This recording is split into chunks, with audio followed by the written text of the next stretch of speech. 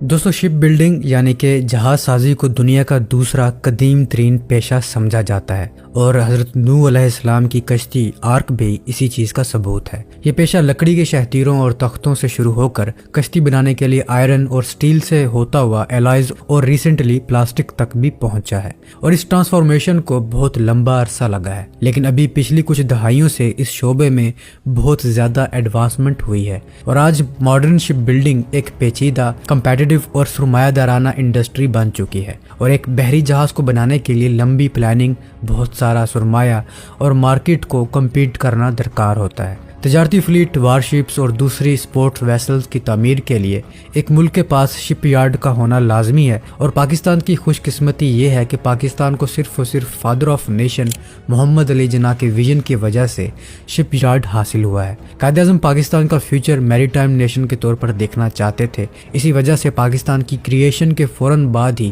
ایک shipping company اور شپ yard بنانے کی پلاننگ شروع ہو گئی، اور کراچی شپ یارڈ اور انجینئرنگ ورکس کے نام سے یہ پروجیکٹ کیبنٹ میٹنگ میں اپروو ہوا۔ 1952 میں اس پروجیکٹ کی فائنینسنگ کے لیے پاکستان نے جرمنی کے ساتھ مل کر لون ایگریمنٹ کیا، یعنی اس پروجیکٹ کی تکمیل کے لیے فنڈز جرمنی نے دیے اور اس پر کام شروع ہو گیا، اور فائنلی 1955 میں کراچی شپ یارڈ اینڈ انجینئرنگ ورکس وجود میں آئی، اور 1957 میں اس نے پہلی ویسل بھی کنسٹرکٹ کی، اور آج کراچی شپ یارڈ اینڈ انجینئرنگ ورکس کئی قسم کی وارشپس بنا سکتی ہے، سب میرینز بنا سکتی ہے، مرچنٹ ویسلز بنا سکتی ہے، بارجز بنا سکتی ہے، ڈریجرز بنا سکتی ہے، ٹگ بوٹس بنا سکتی ہے، اور فلوٹنگ ڈرائی ڈاکس بنا سکتی ہے، اور یہ پاکستان کی واحد کمپنی ہے جو ڈیپ واٹر سب میرین بنا سکتی ہے۔ اس چیز میں پاکستان کی مدد 1990s میں پہلے فرانس نے کی اور بعد میں چین نے کی۔ دوستو پاکستان نیوی کی پہلی سب میرین PNS غازی تھی، جسے پاکستان نے 1963 میں امریکہ سے لیا تھا، اور اس سب میرین نے 1965 کی وار میں پاکستان کی کافی مدد کی۔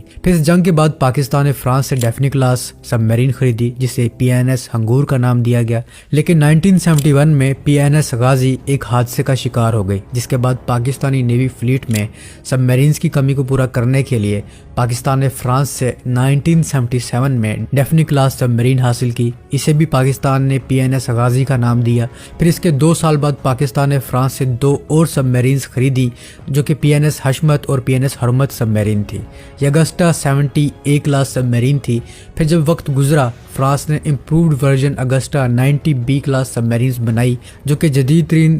سسٹم سے لیس تھی، جس میں ایئر انڈیپینڈنٹ پروپلشن سسٹم تھا، جو کہ ٹارپیڈوز اور نیوکلیر کروز میزائلز بھی فائر کر سکتی ہے۔ اس سب میرین کو حاصل کرنے کے لیے اور خود سے پاکستان میں بنانے کے لیے پاکستان